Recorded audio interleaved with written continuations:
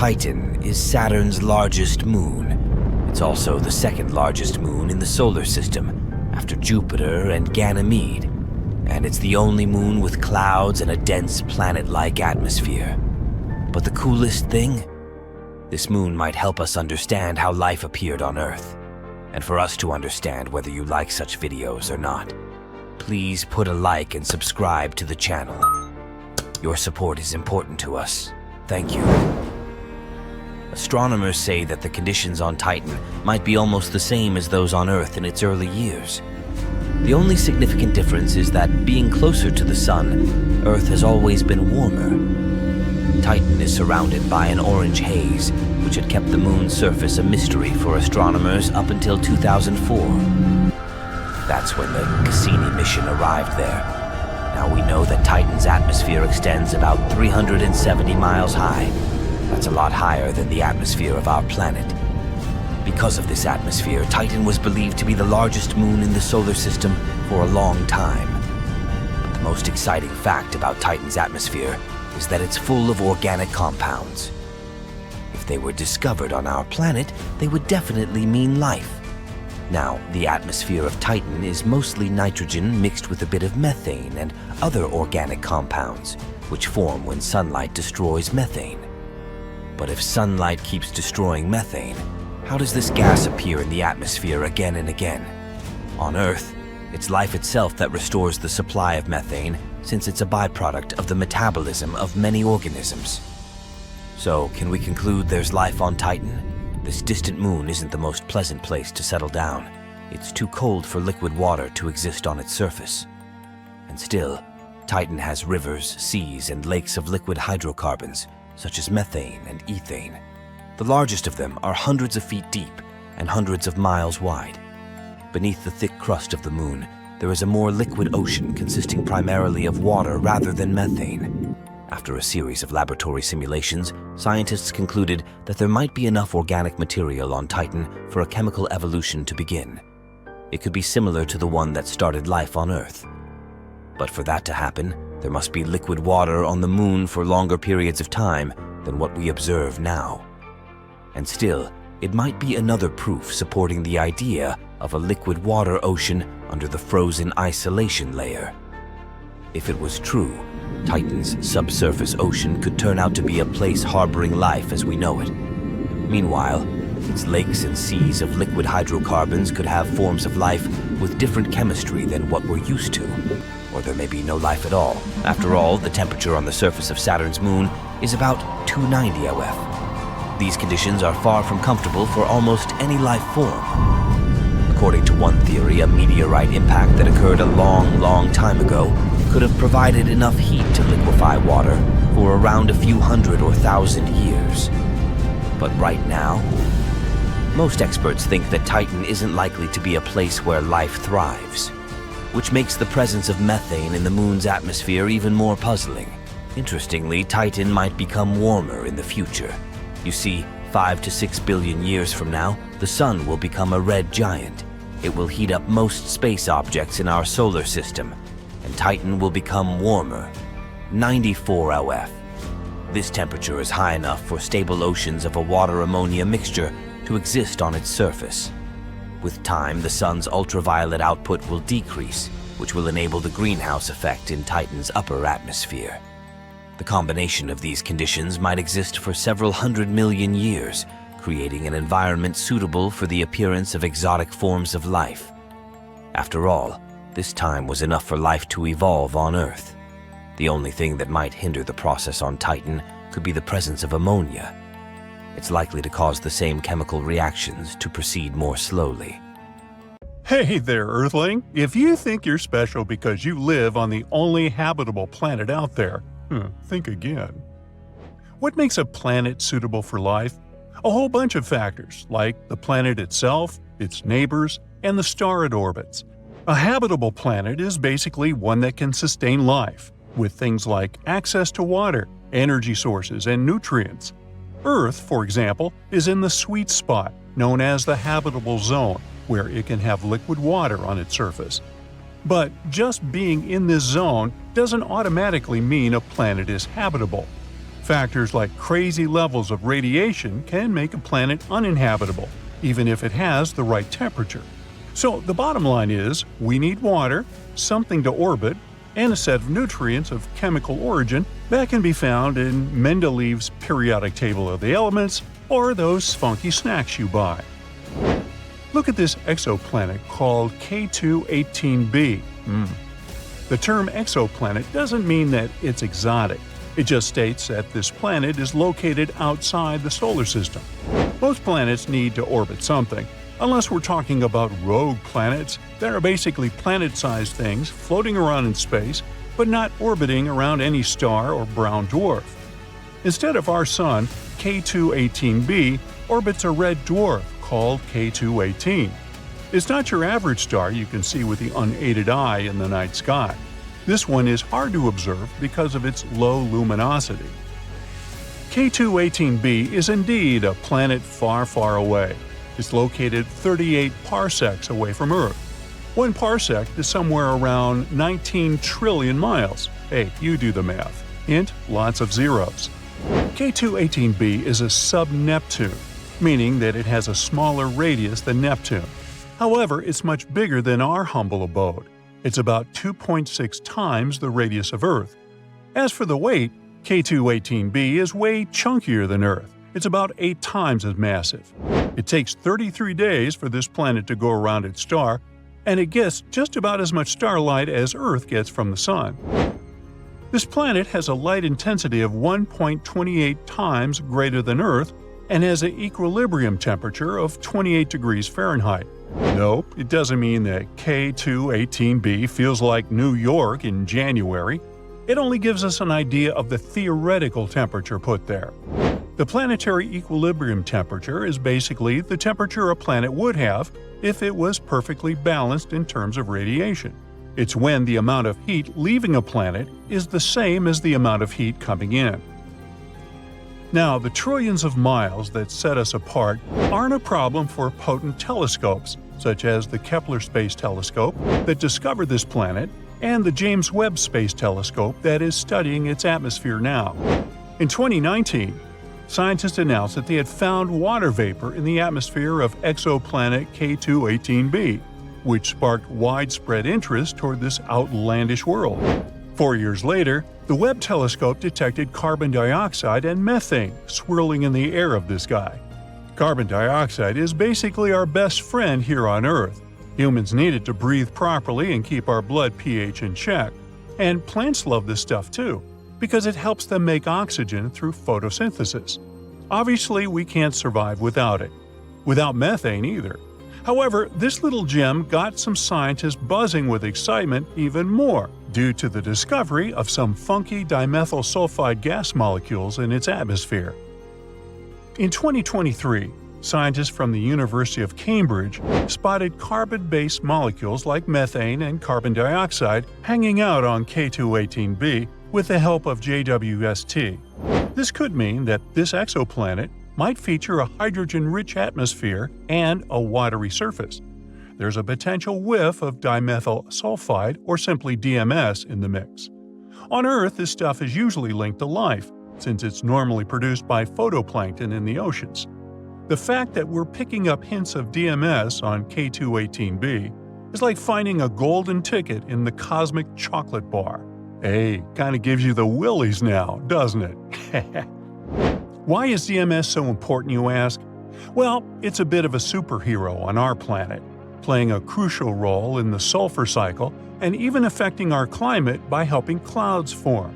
And spotting DMS on other planets could be a sign of life similar to ours.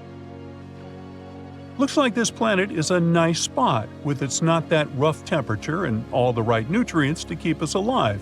So, what's your take on its overall look?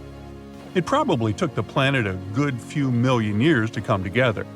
While things might heat up deep down underground, it shouldn't make a big difference on the surface.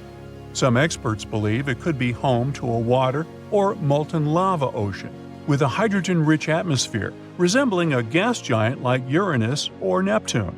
Now this one doesn't really match our Earth standards, since our atmosphere is mostly made of nitrogen. If there's an ocean, It's likely under a thick layer of ice and rock, which could mess with the planet's climate. Once things get really hot, the line between the ocean and the sky blurs. We're not totally sure if there's a liquid ocean on K2-18b, and it's tricky to see one from afar. Just looking at the planet's size and weight won't give us the answer. The whole liquid water-ocean thing is up in the air. Initially, we thought water in a supercritical state was most likely, but new observations point toward a liquid ocean. Suspicious gases like hydrocarbons and ammonia might be moving from the air into the water if there's an ocean, which could mean no clear line between the sky and the sea. But some experts say a molten rock ocean could be doing the same trick. Others think a gas-rich mini-Neptune setup could explain things too. The Hubble Space Telescope did some snooping and found that K2-18b is rocking an atmosphere filled with hydrogen. They think there might be some water vapor hanging out there too, but it's a bit of a mystery. Apparently, the James Webb Space Telescope got a peek and saw less than 0.1% water vapor, possibly because the planet has a dry stratosphere vibe going on. As for ammonia, it's nearly non-existent in that distant world. Methane and carbon dioxide seem to be dominant in the atmosphere, making up about 1%. But don't expect to see any other carbon oxides crashing the party. Their concentration is just a guess at this point. The atmosphere of K2-18b is just a small fraction of its total mass, around 6.2%, and has probably got a similar vibe to Uranus and Neptune. Haze-wise, there's not much going on, and water clouds are a bit of a mystery. They're probably icy, although there's a chance for some liquid water clouds too. Now, besides water, the atmosphere could also contain some ammonium chloride, sodium sulfide, potassium chloride, and zinc sulfide clouds, depending on what the planet is into. And it seems like things might get a bit turned up high in the atmosphere, with the temperature inversion causing a stratosphere situation, just your average day in outer space. So far, scientists have come up with several climate models this planet might have. For example, some of them think that there's the same temperature across the whole planet, unless the planet is spinning super fast and the temperature difference between the poles and the equator is minor. But these are all speculations at this point. The amount of radiation K2-18b gets from his star is similar to what Earth gets. The temperature on the planet might be anywhere from really cold to pretty warm. Whether it can support life depends on its atmosphere and clouds. Scientists think microorganisms from Earth could survive there, even with all the hydrogen. But it's still hard to tell if there's life on K2-18b because the gases we usually look for might not work in its atmosphere. Scientists think the James Webb Space Telescope might be able to detect different markers of life on the planet with enough observations. 2022 and 2023 have been landmark years for discovering new, fascinating worlds. Last year, NASA surpassed 5,000 confirmed exoplanets. The list is incredibly diverse. It includes rocky super-Earths, gas giants like Jupiter, ice giants like Neptune, and so on. And this is just the beginning. There might be more than 1 trillion exoplanets in our galaxy alone. But the most important question is, how many of them are habitable, for us? Are there any planets on this list that could have life on them? Or that could be a future home for us? Of course there are. And in 2022-2023, we found as many as 5 of them. So buckle up and hang on for a wild ride beyond our solar system. The first planet on our list is Wolf 1069b, a boring and stodgy designation. So I'll simply nickname it Wolfie, because hey, who's going to stop me, NASA? A new study conducted by 50 starry-eyed astronomers confirmed something awesome. This exoplanet, Wolfie, which is located just 31 light-years away from us, could potentially be a rocky world. In other words, theoretically, it's a habitable planet. The team behind this discovery used a technique called radial velocity to detect the exoplanet. This is a way scientists study the movements of stars and planets. It's as if when you're playing catch with a friend, as they throw the ball to you, you can see it coming closer and closer. It's kind of like radial velocity. When a planet is moving towards us, it makes the star it orbits appear to be coming closer to us. When the planet is moving away from us, it also makes the star look more distant. Scientists can use this information to figure out what the planet is doing and how big it is, and that's how they found Wolfie. This exoplanet is estimated to be the Earth's size and about 1 1/3 times the mass of our planet. It's orbiting a red dwarf star who I'll call Wolfie's mama. But here's the real kicker. Wolfie orbits within its star's habitable zone, which means it's a prime candidate for liquid water to exist on its surface. That's like hitting the exoplanetary jackpot. Ooh, wish I had a ticket. The study estimates that if Wolfie does have an Earth-like atmosphere, temperatures could rise as high as 55 degrees Fahrenheit, which would mean liquid water could pool on the planet's day side. But here's the catch. The exoplanet is tidally locked to its star, meaning that the same side always faces the star. Just imagine, one side of the planet is always basked in the warmth of its star, while the other is in eternal darkness. Like middle school. Just kidding. The team behind the discovery believes it's a prime candidate for further studies, but we'll probably have to wait another 10 years for answers. Until then, we'll just have to keep searching the skies with our telescopes and crossed fingers. Our next planet is TOI 700e. What's a good nickname? NASA has just discovered a new planet that's set to take the galaxy by storm, or shall we say by orbit. I'll nickname it Toys Were Us. It's almost the size of Earth, most likely has liquid water on its surface, and it's only 100 light-years away. We're not talking about a road trip, of course, but this is close enough in the grand scheme of things. Toys Were Us is the 4th planet in its system, and it's got a bit of a short orbit, just 28 days to circle its star. Well, at least you would have a birthday every month. Hooray! This time, the discovery was made using the transit method. Planets themselves are incredibly small and hard to detect, but when a planet is in front of its star, it blocks some of the light coming from it, making it look a little bit dimmer. As soon as the planet moves away, the star gets brighter again. So, to find the planet, scientists watch very carefully to see if the star's brightness changes. If it does, that means there's probably a planet playing hide-and-seek with us. And that's how they discovered Toys Were Us. The TESS mission discovered it. It discovered 66 new exoplanets and 2,100 more candidates waiting to be confirmed. TESS has been very busy creating imaging for 75% of the sky. Talk about efficiency.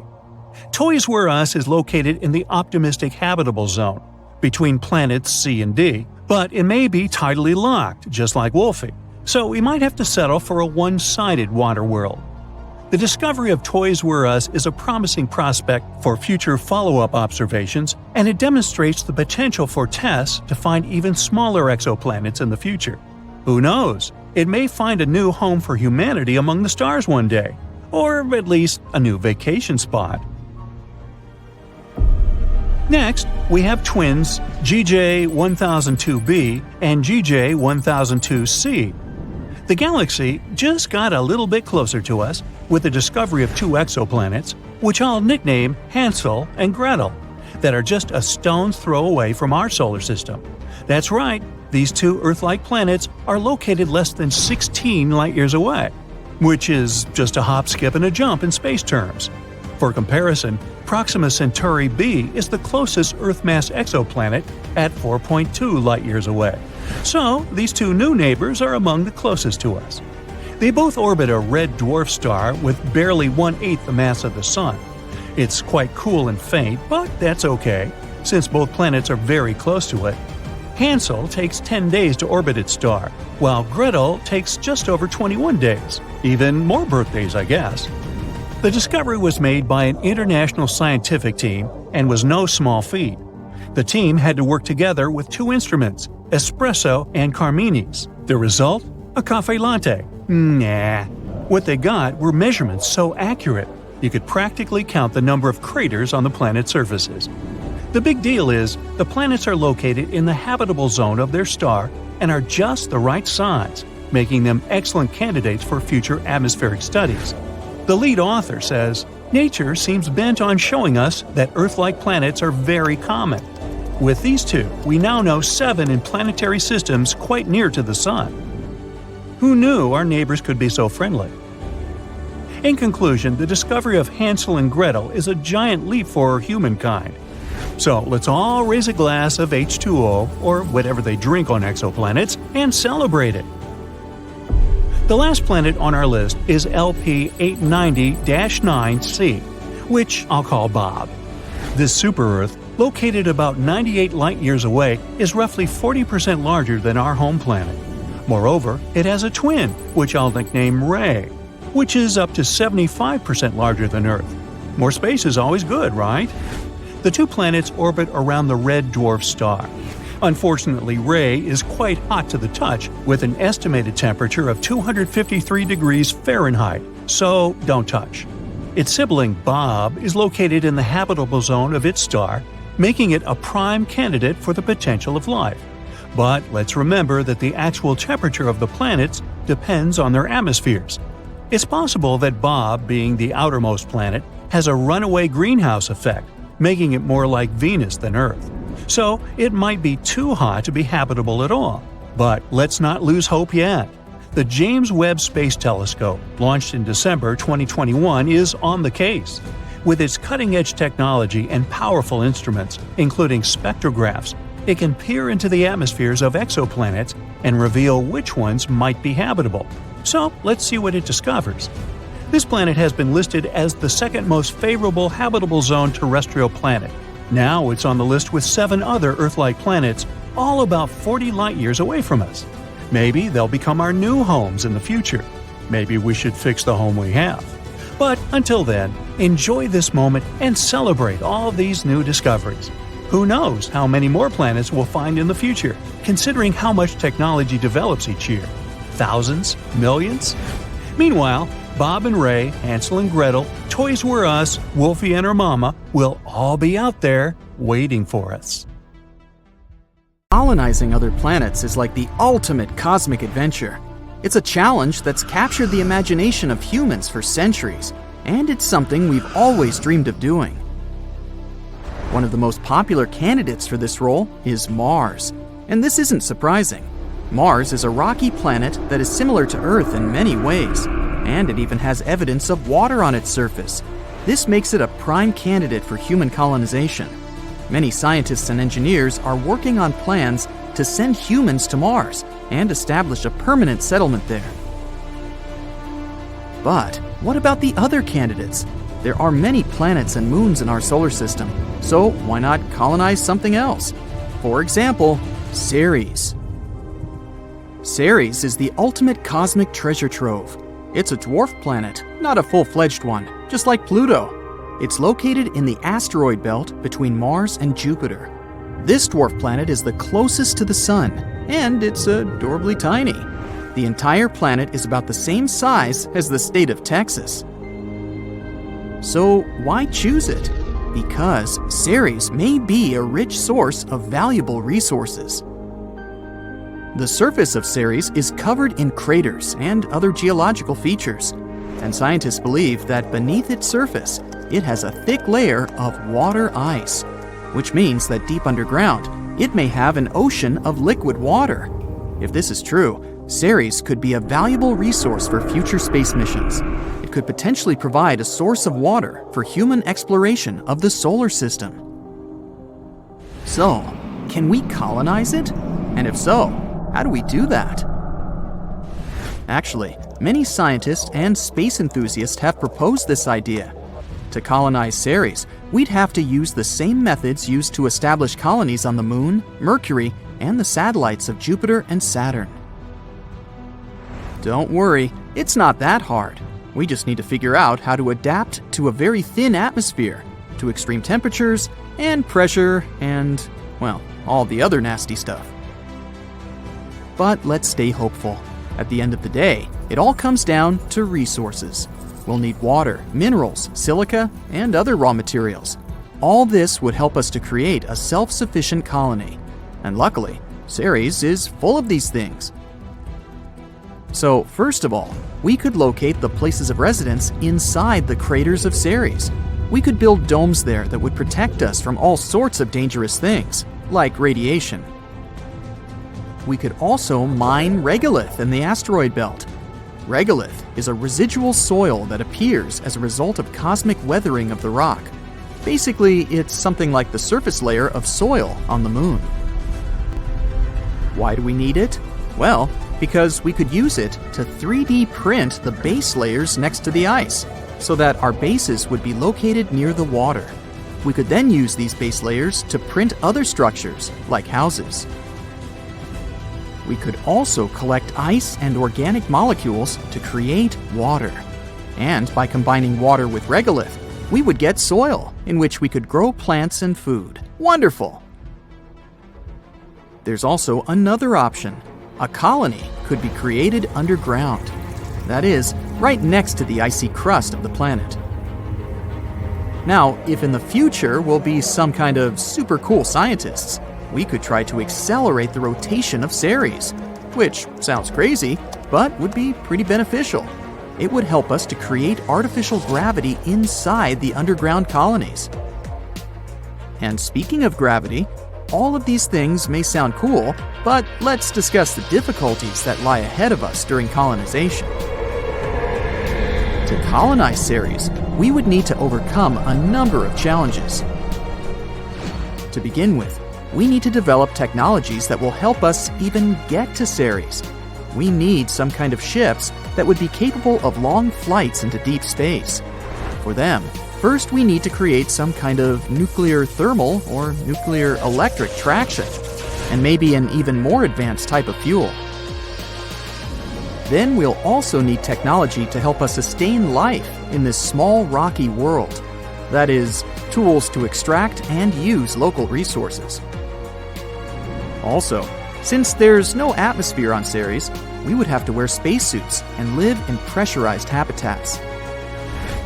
And this is only the beginning.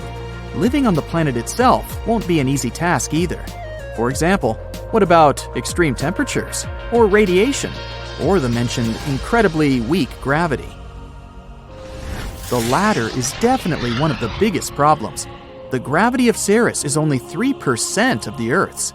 You wouldn't want to accidentally fly into outer space while playing football, would you?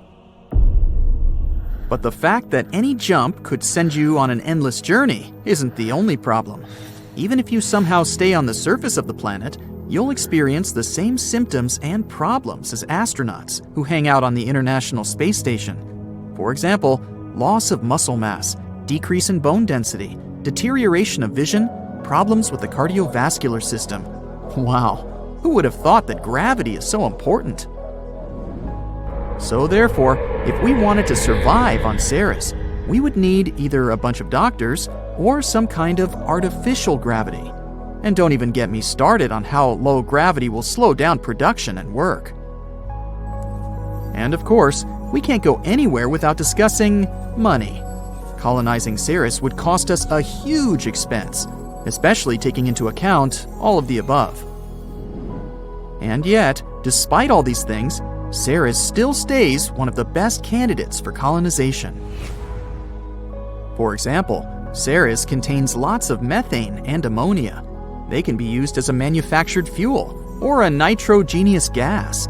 Or you can just mine it there in order to colonize Mars and Venus. Even low gravity has its advantages. Thanks to it, it will be very easy to launch spacecraft from Ceres. We'll waste much less fuel, which means that transportation from Ceres to other planets would be much cheaper and more efficient. So, even if Ceres doesn't become our permanent residence, it can become a good transport hub, something like a spaceport. We could use it as a base for mining all sorts of useful things from the asteroid belt. Then, we could transport all these resources back to Mars or Earth. And it can also become a refueling station for ships traveling further beyond the solar system. Sounds cool and pretty sci-fi-ish, doesn't it? But it seems that any attempts to create a permanent base in the asteroid belt will have to wait. Colonizing other planets is a difficult and complex task. It'll require the cooperation and expertise of many different people, and it will involve developing new technologies and overcoming many challenges. Before we go to Ceres, we need to build infrastructures on the Moon, Mars, and somewhere in between. Otherwise, any attempts to colonize it would be prohibitively expensive and would most likely fail before future missions could even reach it. But the more colonies we create, the more likely it is that sooner or later we'll build another one on Ceres. This would not only open the asteroid belt to economic exploitation, it would also serve as a stepping stone to the outer solar system. This, in turn, could lead to colonizing the moons of Jupiter and beyond. In other words, the rewards of colonizing Ceres could be great. Not only would it allow us to explore and understand this fascinating world, but it could also provide us with valuable resources that could help us to further explore and settle the solar system. Life on Ceres would likely be challenging, but exciting, as humans would be making a new home for themselves and exploring the mysteries of the universe. Just imagine all the new planet-themed restaurants and shops we could have. Welcome to Ceres Mart, where everything is out of this world! So, if you're a fan of cosmic treasure hunts, Ceres is surely a rich and rewarding destination. Just make sure you bring some weights on your feet so you don't fly anywhere. It would take between 1,000 and 81,000 years for a spacecraft to reach Alpha Centauri if we used conventional propulsion. Plus, astronauts would have to deal with the countless risks of the mostly unexplored interstellar medium. But there might be a way out of this seemingly hopeless situation. Gram-scale spacecraft that rely on lasers when it comes to traveling through space. One of such concepts is called the Swarming Proxima Centauri, and it has recently been chosen for the NASA Innovative Advanced Concepts program. You see, traveling through interstellar space is a question of speed, energy, and distance. Proxima Centauri sits 4.25 light-years away from the solar system. That's 25 trillion miles, which is incredibly far away. For comparison, the farthest distance ever traveled by a spacecraft is 15 billion miles from Earth. Voyager 1 has been moving in outer space for more than 46 years, reaching a maximum speed of over 38 miles per hour. Traveling at the speeds that we can allow at the moment will make interstellar transit exceptionally long and totally impractical. And don't forget about the energy requirements such a journey would demand. Anything other than a tiny spacecraft weighing a few grams doesn't look feasible. But the solution might have been found. Bouncing photons off of a laser sail could solve the speed problem. But since a single photon doesn't have much momentum, a lot of them are needed. And since even in a couple of decades we probably won't have a lot of power available, the thrust will be weak. That's why the mass of the probes has to be minuscule. Not tons, but grams. The proposal suggests using a 100-gigawatt laser beamer, boosting thousands of tiny space probes with laser sails to a speed of 10 to 20% of the speed of light. This mission concept might be ready for development around mid-century. Then, the probes could reach Proxima Centauri as early as 2075. The researchers involved in the project have already demonstrated how a fleet of 1,000 spacecraft could deal with the difficulties of interstellar travel while maintaining communications with Earth. At the same time, the 8-year round-trip time lag caused by interstellar distances and general relativity makes it impossible to control the swarm of the probes from our planet. That's why the fleet must possess a great degree of autonomy when it comes to navigation and deciding what data should be delivered to Earth. One more issue is the cost of such a mission. The greatest expense will be the LEACK array, while the tiny probes might be reasonably cheap to produce. The scientists believe that their project can be developed with a budget of $100 billion. It's not so much compared to the usefulness of such a mission, which is likely to be astronomical. How come? Red dwarf Proxima Centauri, which is a member of the Alpha Centauri star system, has an Earth-like planet orbiting it, Proxima Centauri b. It's the closest exoplanet to Earth. Its mass is similar to that of our planet, and it travels in the habitable zone of its parent star, which means there might be water in this world as well as an atmosphere rich with oxygen. This planet might harbor life, or it could be a dry rock. In any case, it's a promising target in the search for alien life. Unfortunately, we can't detect the planet's biosignatures because our usual methods for detecting them don't work with Proxima Centauri b. Most exoplanets are discovered and explored through the transit method, where a planet regularly passes in front of its parent star, and we see a recurring dip in the star's brightness. That's how we know that the planet is there. But Proxima Centauri b isn't a transiting planet. It was discovered by a different method. When we look at the light coming from Proxima Centauri, we can notice that the gravitational pull of Proxima Centauri b makes the star wobble a bit. That's how astronomers found out that the planet was there. They also managed to estimate its size and mass. But no one can figure out much more than that. Hopefully, a swarm of tiny space probes will help us solve this mystery. A new super-Earth has been spotted by astronomers, and it's quite intriguing. This planet, called TOI 715b, is about 1.5 the size of Earth, which is why it's called the super-Earth. It's also relatively close to us in space terms, only 137 light-years away. For comparison, most exoplanets are hundreds of light-years away, and all the interesting stuff, like black holes and nebulas, are usually more than thousands of light-years away from us. So, could it be habitable? The habitable zone is an estimate of where a planet might have the right conditions for liquid water. This is what we call some distance from the star where the temperatures on the planet should be okay-ish and water should stay liquid on its surface. It's not super precise because it depends on a bunch of factors like the type of star, how reflective the planet is, its size, and so on. Also, just being in this zone isn't enough for water to actually be there. The planet also needs the right kind of atmosphere and a few other things. So, we invented a stricter definition in 2014, the conservative habitable zone. It's a more precise term defining the best candidates that have liquid water. Otherwise, we get too many potentially habitable planets that are not actually habitable at all. The CHZ is based on how much energy a planet gets from its star compared to Earth. If a rocky planet gets between 40 to 85%, it's considered to be in the CHZ, no matter how far away it is from its star. These planets have a higher chance of being habitable. And yes, TOI 715b is located there. This super-Earth orbits the M-type star, also called red dwarf.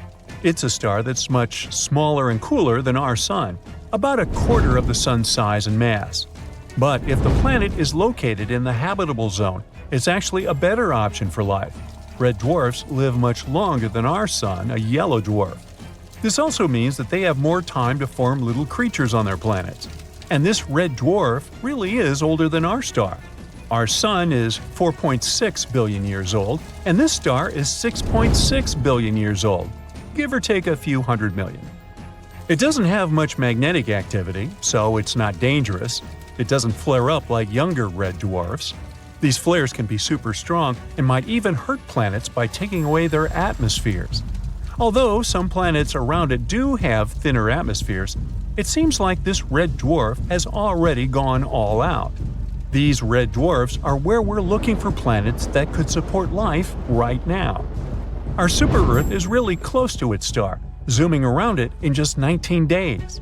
Since the star is small and the planet is so close, the planet passing in front of its star happens a lot and looks really clear. This makes it easy for telescopes like the James Webb to study its atmosphere without needing too much time. Now, speaking of the James Webb Space Telescope, it's bringing us into a new era of understanding distant planets beyond our solar system. Imagine being able to see what gases make up the air on a planet millions of light years away. James Webb will help us to find worlds that could support life.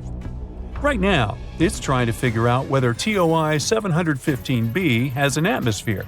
If it does, its atmosphere might be easier to spot compared to a planet that's drier and denser. And then we might get even more height, because it would look like a good place for life. On top of all that, there might be another planet in this system, also in the habitable zone.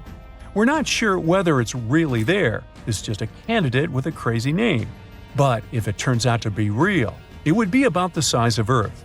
Also, it would be the smallest planet in the habitable zone ever spotted by the TESS telescope. Now, another cool thing about TOI 715b is that it cannot just have water on it, but be an entire water world. An ocean planet is a type of planet that has an ocean covering its surface or has subsurface oceans. They might not have much dry land because the water can cover everything. Sometimes the entire planet can be covered in other liquids, like lava or ammonia. When it comes to planets outside our solar system, we can't see surface water directly with our current technology. Instead, scientists look for water vapor in the atmosphere as a hint there might be liquid water below. And of course, we wonder if these planets can have life, hopefully not in the form of Leviathan-like monsters. Our models show that planets with oceans might be pretty common in our galaxy. This means there could be lots of ocean worlds out there waiting to be discovered. But the most important part about TOI 715b is that it's in the so-called small planet radius gap. If we give the planets a lineup, there will be those that are bigger and smaller than Earth. But there's a sudden gap in planets that are about from 1.5 to 2 times bigger than ours. Where are they?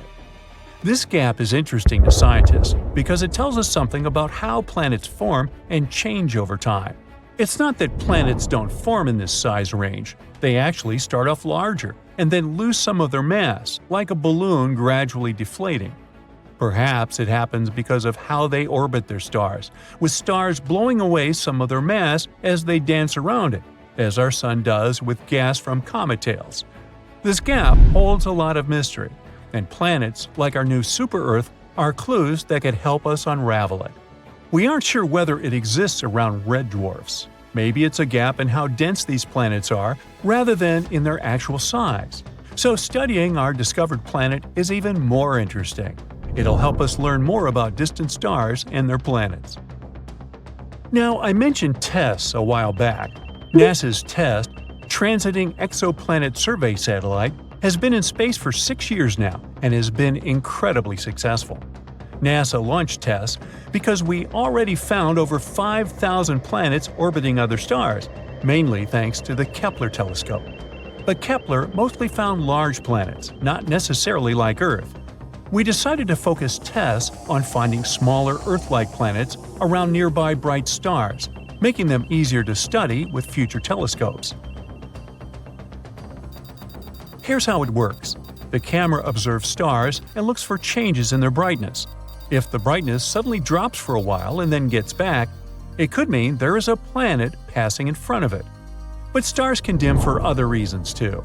For example, flaring up or having dark spots on their surface, which is why we need to be careful with this data. TESS shows us the size and orbit of these planets. Then ground telescopes help determine their mass. With these 3 parameters, we can figure out what the planets are made of and if they're rocky like Earth or gassy like Jupiter. Yeah, you want to avoid Jupiter after taco night. One example of TESS's discoveries was the TOI 700 system. There, it discovered its first ever Earth-like planet, TOI 700d. This exoplanet also orbited a red dwarf, and it's even closer to us, about 100 light-years away. Unfortunately, it's unlikely to be habitable because the temperatures there are crazy. Another big discovery was made in the AU microscopy system. TESS discovered a planet about 4 times the size of Earth and another nearly 3 times Earth's size. This system has become a key area for studying how stars and planets form and change over time. TESS has also spotted a variety of other exciting finds, including supernova, hot worlds, and so on. And as it enters its 6th year, we can only expect more exciting findings to come. Imagine a still, frozen world. It's ancient, about 4.5 billion years old. It's barely heated by the rays of the sun and covered with a thick layer of ice. This world is smaller than our moon, but a bit larger than Pluto. Its name is Europa, the sixth satellite of Jupiter and one of the biggest moons in the solar system. But the coolest thing about this faraway place, it might host life. Astronomers consider Europa one of the most promising places in the solar system to search for new life forms. All because this moon has a huge saltwater ocean with a depth of 40 to 100 miles. Yes, it is hidden under a layer of ice that is estimated to be from 10 to 20 miles thick. But it is still potentially habitable. Astronomers claim that plumes of water erupt from cracks in the ice shell and release the contents of the moon's ocean into space. Of course, it's going to be challenging for any life-seeking missions to access such a deep environment. On the bright side, scientists already have some evidence that there are way shallower pools that probably lie much closer to the surface of the moon. They might be located even less than 1 mile under the ice. And there are two great things about this news. First of all, it boosts the odds of life existing on Europa. And secondly, if it's true, it can make it easier for future missions to find these life forms, if there are any. Interestingly, the new discovery about these shallow pools came about by sheer luck. The scientist leading the research, Riley Kohlberg, accidentally saw a presentation of his colleague, a planetary scientist. That scientist showed a picture of double ridges on the surface of Europa, and Kohlberg remembered that he had seen similar ridges on Earth. But while such formations are rare on our planet, they are way more numerous on Europa. The following studies suggested that the ridges on Jupiter's moon might be the result of a specific cycle, similar to that on Earth. In this cycle, liquid water freezes and then thaws inside an ice sheet, which is a rather high-pressure environment. This causes the sheet to move upward over and over again, creating a two-peaked structure. Or at least that's what happens on Earth. If the processes on Europa are similar, it can prove the presence of shallow waters on the satellite. Of course, the temperature, pressure, and chemistry are very different on Europa. And scientists don't know yet how the ice behaves there. That's why they can't understand how deep or large the water pockets are, or how long they need to refreeze. But what is more or less clear is that such under-ice environments on Europa are very likely to be protected from Jupiter's harsh radiation battering the satellite's surface, which in turn increases the chances of life existing on Europa. Now, can we get back to the fact that the ocean on Europa seems to be salty? Red streaks on the satellite's surface might have this color due to their chemical content. They're likely a frozen mixture of water and salts. This is quite unusual because such a composition doesn't match any known substance here on Earth. As for yellow spots on Europa's surface, those might be caused by the presence of sodium chloride. You know this substance as good old table salt. Scientists tried to recreate the conditions on Europa in a lab. They discovered that by combining water, table salt, freezing temperatures, and high pressure, they could get a new kind of solid crystal. This substance might exist both at the bottom of Europa's ocean and on the moon's surface. But besides this information, researchers are in the dark. Hopefully, we'll find the answers to some of these questions around 2030. That's when a mission called Europa Clipper, which is going to be launched by NASA, will probably reach Europa. The mission is going to have several close flybys and figure out if any form of life can exist on the moon. The European Space Agency's JUICE, which stands for the Jupiter Icy Moons Explorer, is going to visit Europa in the next couple of years too. But Europa isn't the only place in the solar system that might host or once hosted life. In 2003, Mars Express, a spacecraft launched by the European Space Agency, discovered methane in the atmosphere of Mars. On our planet, the biggest part of this gas in the atmosphere is produced by living creatures, for example by cattle digesting food. However, scientists think that methane was stable in the Martian atmosphere for about 300 years. And then, in 2006, the methane almost entirely vanished from the red planet. And it happened 600 times faster than researchers' models accounted for. The question, what or who generated the gas? And where did it go? Another Martian mystery is microbes that may be sleeping beneath the surface of Mars. There, they might have been protected from the harsh radiation coming from space for millions of years. Scientists simulated the conditions on Mars in a lab to check if it could possibly be true. And they were amazed to find out that bacteria could easily survive in such conditions for 280 million years. Which means that if life existed on Mars, we could find the evidence in the planet's subsurface by drilling into the Martian soil. Right now, there is no flowing water on Mars, and cells or spores would simply dry out. Plus, the surface temperature is similar to that of dry ice. In other words, the surface of the planet is deeply frozen, and still, there could be 6 types of bacteria and fungi living underground on the red planet. The most likely of them is nicknamed Conan the Bacterium due to its tough nature. Well, I guess time will show. Now let's move to Venus. In 2020, scientists announced that in the toxic Venusian atmosphere, there was something that might mean the existence of life. Unfortunately, scientists didn't have any evidence, since there was no chance to collect any microbe specimens or snap any pictures of extraterrestrial life. But they claimed that they had discovered a chemical called phosphine there, and it was a big deal. If it wasn't some previously unknown chemistry that was producing this gas, then there could be some kind of microbial life involved in the process. Phosphine is made up of 3 atoms of hydrogen and 1 atom of phosphorus. This gas is toxic to any terrestrial life form that needs oxygen, including us humans. On our planet, phosphine can be found in places with no or little oxygen, for example, marshes and swamps. The gas is created by complex mixtures of bacteria living there. It can also be produced industrially. Come to think of it, phosphine isn't supposed to be in Venus's atmosphere altogether. This gas needs precise pressure and temperature and tons of hydrogen to form. It wouldn't be all that surprising to find it on Saturn or Jupiter, famous gas giants. But on Venus, totally unexpected. There's no way phosphine can be naturally produced on this planet. Tiny amounts of it can be created during volcanic eruptions, lightning storms, minerals blown up to the surface, or meteorites entering Venus's atmosphere, but not as much as astronomers thought they had observed. And it had to make scientists suspicious, but they were too happy about their discovery.